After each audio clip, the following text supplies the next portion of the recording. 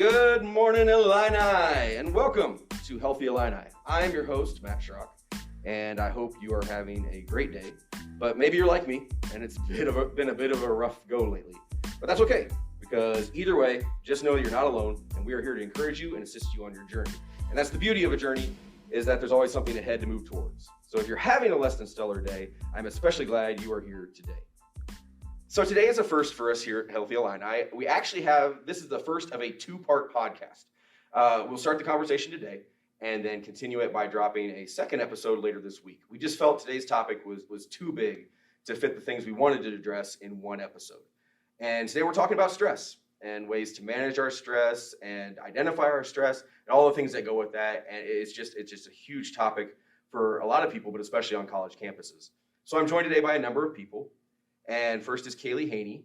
She is the mental health caseworker here at McKinley Health Center. Kaylee, thank you for being here. Thank you. We also have a number of students with us. They are part of our stress management peers group. And so I'll introduce them. We have Alexis Cronus. She's a senior in social work. Alexis, thank you for being here. Thank you. We have Shweta Govilkar, a senior in developmental psychology. Glad to have you with us. Thank you for having me. And finally, Nick Cagle. He's a senior in economics with a minor in Spanish. So Nick, thanks for being here. Yeah, thank you for having me. So guys, we're talking about stress because we all live lives that are busy and active, and especially on a college campus, whether you're a student, whether you're a staff or a faculty, or even just a visitor, college campuses are busy. And because that, in being here and just in general in life, one of the things in talking with you that you wanted to talk about today was trying to normalize stress, that give it that idea that that everybody has it. So what does normalizing stress mean for you? How would you describe that? For me, normalizing stress has to do with forgetting about all the negative thoughts that people have on stress and turning it more into a collaborative effort to work through stress together. So it is, and one of the things you said about being together is something that I really like, that a lot of you kind of alluded to when we were talking ahead of time, is that it is, everyone has it. Mm-hmm. And from my own experience, it's funny because it is one of the few common things that everyone experiences, regardless of demographic, regardless of background. It does not matter. It does not discriminate at all. Everyone deals with stress. And most of us think that our stress is unique to us, that it is a singular event, that we look at other people, and I call it the Instagram fallacy, that we look at other people and we say, oh man, they've got it all put together, they've got it all figured out. And we're seeing snapshots of who they are, or we don't see the internal struggle, we don't see the things they're dealing with, and everyone deals with that stress. So that's one thing that about normalizing is the idea that everybody does deal with it. So it's something that everyone can identify in some way. But even though everyone has stress, we don't all have stress in the same way. So are there different types of stress? Are there different ideas that go along with having stress? Yeah, for sure. So there are actually two different types of stress that we like to talk about here. So we got eustress and distress. So distress is kind of what you think of when you think of stress, that like you got a test coming up or like something like that, or let's say some family emergency or anything that would cause like negative emotion. Whereas eustress is something like maybe planning for a wedding or getting a new job, where it's kind of exciting, but you still have that like nervousness and that worry. And a lot of the times, depending on the situation, you'll have a mix of both or one or the other. It kind of just depends on you as a person and the situation itself. So if there are different types of stress, there are also different responses that might manifest. And if they do manifest, how do you identify that these are responses to stress? And what are you looking for to be aware that you're having a response to a stressor, or that there is a stressor in your life? Yeah, so some key responses that I like to break up kind of in three different groups here. So we got emotional, and that can look like increased irritability, difficulty relaxing, that kind of feeling of overwhelmness that you just can't seem to shake off. And then the next category would be like physical. So for a lot of people, this manifests as like nausea or headaches, acne, college students, you know how it is. And then the last kind of category is cognitive. So this can be like forgetfulness, like not doing your homework on time, forgetting about meetings, disorganization, just an overall lack of ability to focus. So those are kind of the ways that they can manifest the responses of stress. But I think Kaylee can go into a little bit more about how it kind of can sometimes cross a certain line that you definitely want to be aware of. Yeah, thank you. So definitely stress can sometimes exacerbate mental health issues and symptoms and underlying causes like that. For instance, say you're super stressed out, you got a huge exam coming up, and instead of studying, you're like, nope, I'm going to turn to substance use. Well, that substance use is, what we consider an unhealthy coping mechanism, which we can get into later. But if it's,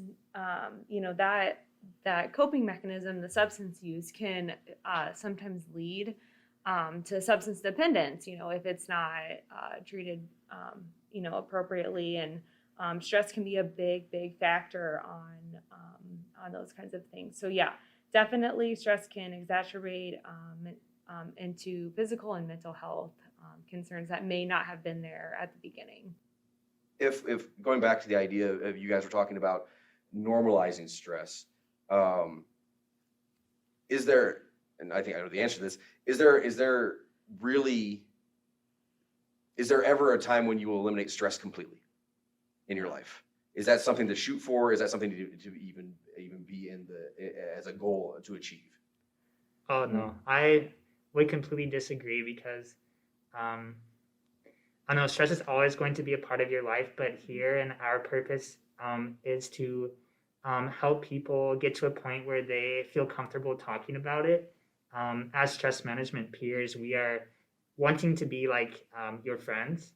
And so it's really important to reach out to your own friends and then hope that they will do the same.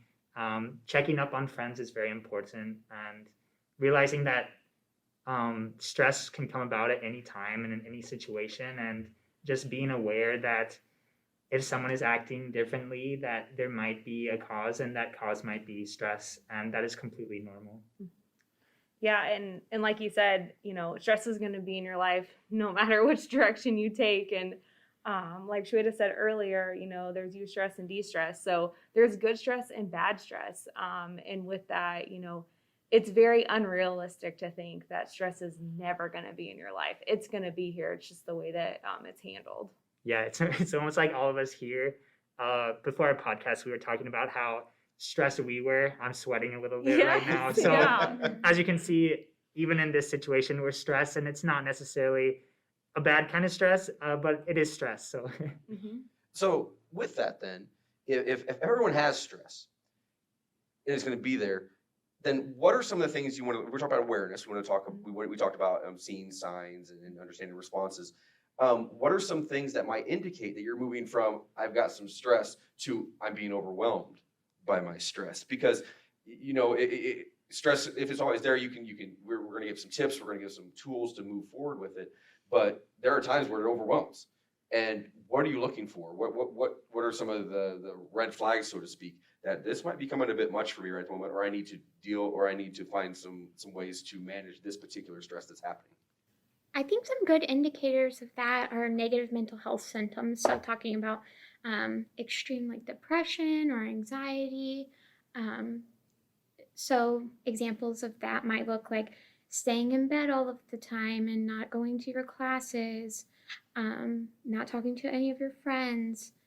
Whereas just, general regular stress might look like being nervous about going to class and still going, or being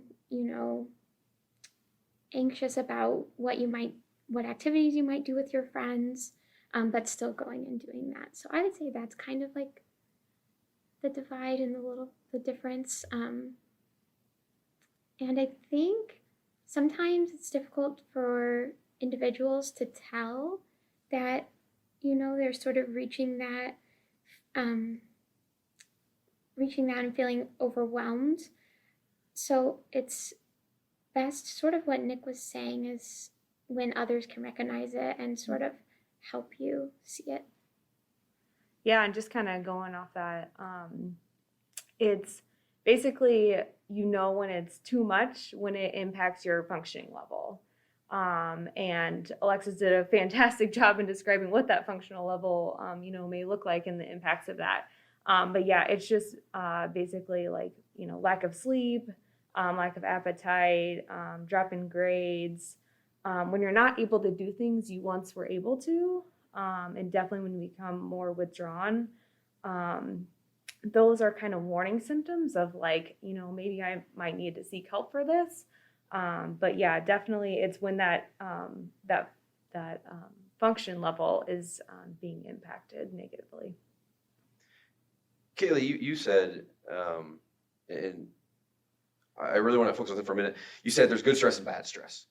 We don't talk about good stress very often. Nobody talks about good stress. I mean, when you hear somebody say, I'm stressed, it's very rarely, I'm stressed, it's wonderful.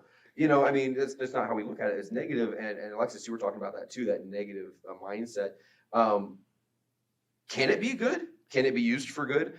What does that look like? What is a good stress, or how do you use the stress that you're dealing with and use it for a positive thing? I think you can really use stress as a positive when you're public speaking. I feel everyone gets nervous before they speak in front of a group, right? So using that sort of as excitement, I think it can be really positive, but it's really difficult to use it to your advantage, but it can be done with practice. I'm actually really happy that you brought that up, because that's something I love talking about to my friends and family about stress, is how can we use it to our benefit? How can we kind of have this fundamental shift in our thinking of yes, stress is real, stress is there. How can we make it something that benefits us rather than hinders us? So I just like to tell myself when I am stressed about something that this is a sign that you actually care. That's a good thing. Why would you care about something, or why would you be stressed if you didn't care about it? Obviously this means a lot to you. This is something that can help you, whether it's in your career or personal life or whatever it is. Stress can be kind of that motivating factor that you really do care about this. This is your chance to do your best and really put yourself out there.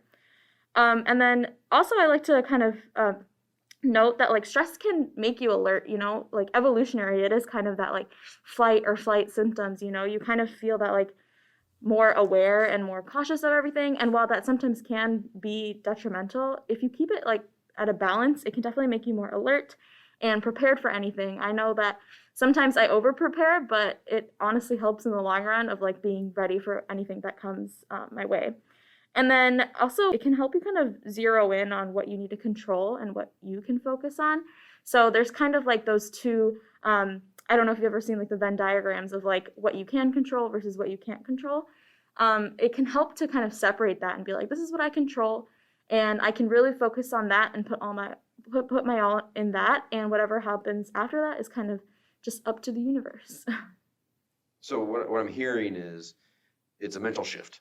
It's a perspective shift that really makes the difference. It's not so much the stress changes, but you change, right? And the way you respond to it, the way you process changes. And I think you're right. That's a huge thing. We're often our own worst enemies in many of these things. And so trying to determine what we can control, trying to see the positives in that we do care, those types of things, and understanding that can be used for a good thing. So that actually is a really good place to pause this conversation and to kind of tie up this first episode, because we've talked a lot about what stress is, the responses to stress. We've touched base on some of those, and these are all important. We really want to talk about this. That's why we've had this first episode. But what I really want to get to is the next episode. So for those of you listening, you have to wait just a few days. But we want to talk about because we identified stress here. We're going to talk about where we go from here, the tools and techniques that help us to change that mental mindset, to help us take stock of this stress, and then how we respond to it in positive ways. And so we're going to look at that, find healthy ways to deal with stress, and as always, keep you well to excel. So Kaylee, Shweta, Nick, Alexis, thank you for being here and willing to speak with me today. And we're going to continue this conversation. I look forward to having that and hearing your thoughts on it in the next episode. And there will be a second episode going live in a few days, so we encourage you to come back and listen, check that out. But in the meantime, if you'd like to know more information or continue the conversation from where we're at, There are links to McKinley and other resources in the description of this episode. So we'd love to have you contact us, check it out, and get in contact, and let's see where we can go together. But thank you for joining us today. You are on a personal journey, no matter where you are in it. You are important and you matter. Your health and wellness are important and matter. And we are here to keep you well to excel. So go have a great week, Illini. Let us know how you're doing, and we'll catch you next time on Healthy Illini.